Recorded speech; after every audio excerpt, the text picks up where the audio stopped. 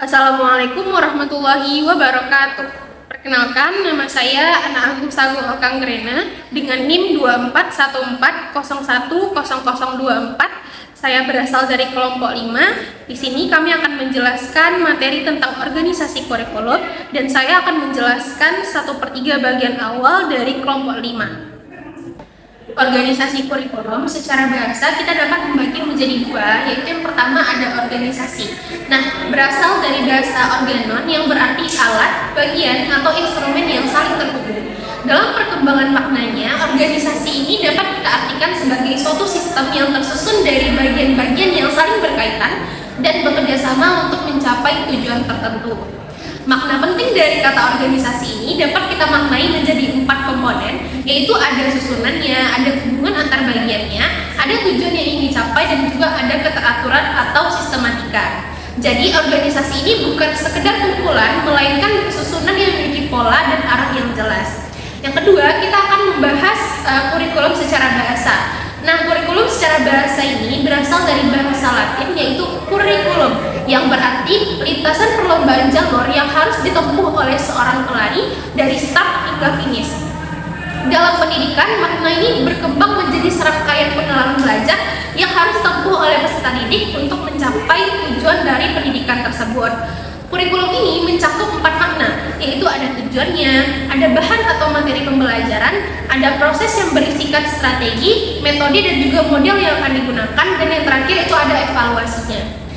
Dari dua pengertian secara bahasa tersebut, dapat kita maknai organisasi kurikulum ini merupakan susunan yang sistematis dan terstruktur dari seluruh pengalaman belajar yang dirancang agar para peserta didik dapat mencapai tujuan pendidikan secara terarah.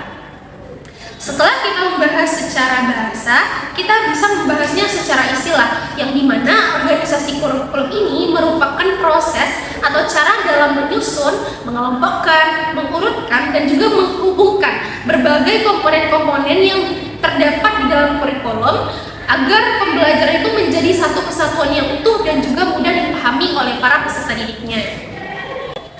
Selanjutnya saya akan membahas tentang fungsi dari organisasi kurikulum. Organisasi kurikulum ini bukan sekedar susunan materi, tetapi memiliki peran penting yang dimana yang dapat menentukan keberhasilan proses pembelajaran tersebut.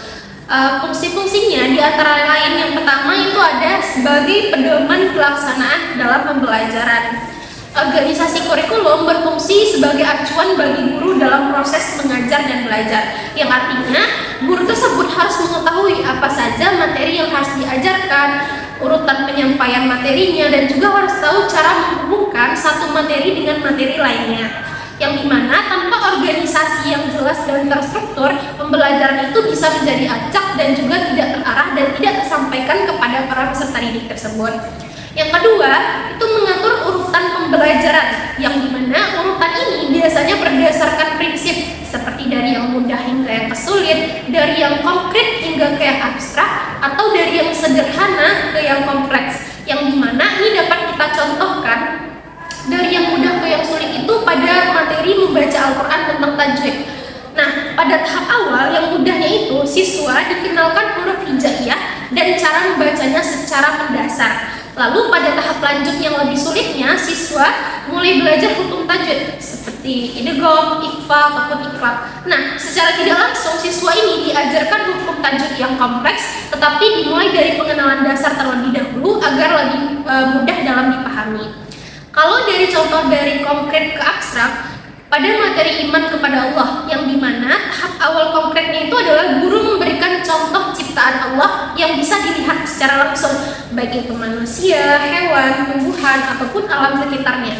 Nah, kalau tahap lanjut abstraknya, siswa diajak memahami konsep keimanan kepada Allah yang tidak terlihat, seperti sifat-sifat Allah yaitu Asmaul Husna. Contoh yang ketiga itu dari sederhana ke kompleks, yang dimana ini terdapat pada materi ibadah sholat. Pada tahap awal sederhananya, siswa belajar gerakan dan juga bacaan sholat secara mendasar. Pada tahap lanjut yang lebih kompleks, siswa mempelajari syarat-syarat sholat, rukun sholat, hal-hal yang membatalkan sholat, serta makna dari setiap bacaan sholat tersebut. Yang dimana ini awalnya siswa hanya fokus terhadap praktik dasarnya saja. Nah, kemudian berkembang kepada pemahaman yang lebih lengkap Fungsi yang ketiga yaitu menghubungkan antar materi atau integrasi, yang dimana organisasi kurikulum berfungsi untuk mengaitkan satu materi dengan materi lainnya. Seperti contoh, IPA tentang lingkungan dikaitkan dengan mata pelajaran IPS, yang dimana ini membuat pembelajaran menjadi lebih cepat tangkap terhadap peserta didik dan tidak terpisah-pisah dalam waktu yang berkesinambungan. Selanjutnya, fungsi yang keempat yaitu meningkatkan efektivitas dan efisiensi pembelajaran, yang dimana ini dapat mendukung waktu belajar digunakan lebih efisien, tujuan pembelajaran lebih cepat tercapai. Fungsi yang kelima yaitu menyesuaikan dengan perkembangan para peserta didik, seperti dapat menyesuaikan dengan tingkatan para peserta didik tersebut, baik itu tingkatan usia, kemampuan, dan juga perkembangan dalam proses berpikirnya. Fungsi yang keenam yaitu sebagai dasar evaluasi pembelajaran, yang dimana organisasi kurikulum dapat membantu dalam menentukan apa yang akan dinilai, menentukan kapan evaluasi digunakan, dan menentukan standar keberhasilan para peserta didik tersebut. Fungsi yang terakhir yaitu ada menghindari tumpang tindih materi. Apabila organisasi diciptakan dengan baik, maka ada hal-hal yang dapat menonjol, seperti materi tidak akan diulang-ulang tanpa adanya tujuan, tidak ada materi yang terlewat, dan juga tidak akan terjadinya kebingungan antar guru dalam menyampaikan materi sehingga pembelajaran lebih terkoordinasi. Selanjutnya, saya akan membahas tentang prosedur pengorganisasian kurikulum. Yang pertama, dapat menentukan tujuan kurikulum. Penetapan tujuan kurikulum merupakan tahap fundamental, yang dimana ini menentukan arah keseluruhan sistem pembelajaran. Tujuan kurikulum bukan sekedar pernyataan umum, tetapi merupakan rumusan kompetensi yang diharapkan agar dimiliki oleh para peserta didik setelah melalui proses dari pendidikan tersebut. Tujuan ini mencakup dimensi kognitif, afektif, dan juga psikomotorik. Dalam konteks pengorganisasian, tujuan berfungsi sebagai landasan seleksi materi, acuan dalam merancang pengalaman belajar, dan juga sebagai dasar dalam menentukan evaluasi tersebut. Tujuan juga harus disusun secara hierarkis, yang dimana tujuan umum bersifat sangat luas dan menjadi arah utama pendidikan secara keseluruhan, tidak langsung diukur dalam satu kegiatan belajar saja, tetapi menjadi landasan dari semua proses pendidikan tersebut. Kalau tujuan institusional, ini lebih spesifik dibandingkan tujuan yang pertama tadi, karena sudah mengarah pada capaian suatu lembaga pendidikan, seperti sekolah ataupun madrasah yang melaksanakan kurikulum tersebut. Nah, tujuan pembelajaran ini lebih konkret dan juga lebih spesifik secara mendalam, yang dimana ini dapat diamati serta diukur langsung dalam proses pembelajaran di dalam kelas. Yang kedua itu ada menentukan isi atau materi dari kurikulum. Tahap ini berkaitan dengan pemilihan dan penetapan substansi pembelajaran yang relevan. Isi kurikulum tidak hanya dipahami sebagai kumpulan materi, tetapi sebagai representasi pengetahuan, nilai, dan juga keterampilan yang dianggap penting untuk ditransmisikan kepada para peserta didik. Dalam menentukan isi kurikulum ini, ada beberapa hal yang perlu kita sebagai guru mempersiapkannya. Antara lain itu ada seleksi materi, validasi ilmiah, dan penyesuaian kontekstual.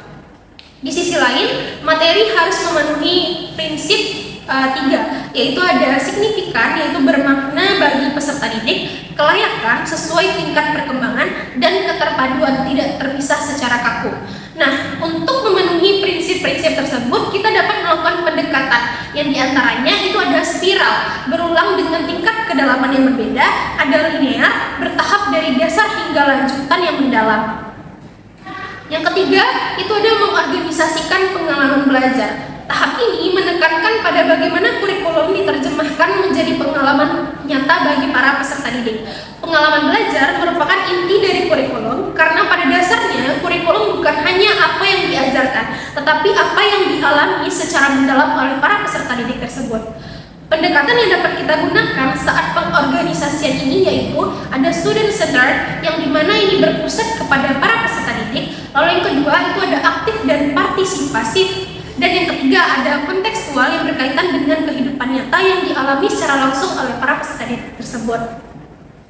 Yang keempat itu ada menentukan strategi dan metode pembelajaran. Tahap ini berkaitan dengan pendekatan operasional dalam pelaksanaan pembelajaran. Strategi pembelajaran adalah kerangka umum dalam mengelola pembelajaran, sedangkan metode adalah cara spesifik dalam menyampaikan materinya.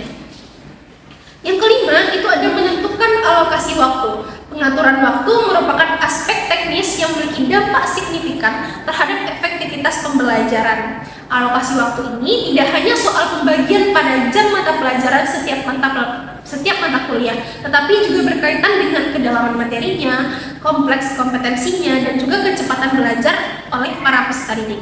Dalam menentukan waktu, guru dapat mempertimbangkan prinsip fleksibilitas dan juga keseimbangan antar mata pelajaran. Yang keenam, itu ada menentukan sistem evaluasi, yang dimana evaluasi ini menentukan bagian integral dari kurikulum yang berfungsi untuk mengukur keberhasilan suatu pembelajaran. Evaluasi tidak hanya berfungsi sebagai alat ukur, tetapi juga sebagai alat kontrol kualitas pembelajaran dan juga sebagai sumber umpan balik feedback dari guru kepada peserta didik. Jenis evaluasi meliputi formatif selama proses pembelajaran, yaitu penilaian yang dilakukan selama proses pembelajaran berlangsung, yang tujuannya untuk mengetahui sejauh mana pemahaman para peserta didik untuk memperbaiki proses belajar jika masih ada kekurangan. Yang kedua itu ada sumatif akhir pembelajaran. Nah, ini merupakan penilaian yang dilakukan di akhir pembelajaran yang tujuannya untuk mengetahui hasil belajar para peserta didik secara keseluruhan setelah materi selesai diajarkan. Yang ketujuh itu ada melakukan revisi dan pengembangan kurikulum. Tahap ini merupakan bentuk refleksi dan penyempurnaan kurikulum secara berkelanjutan. Kurikulum bersifat dinamis, sehingga harus terus dikaji dan diperbaiki secara mendasar.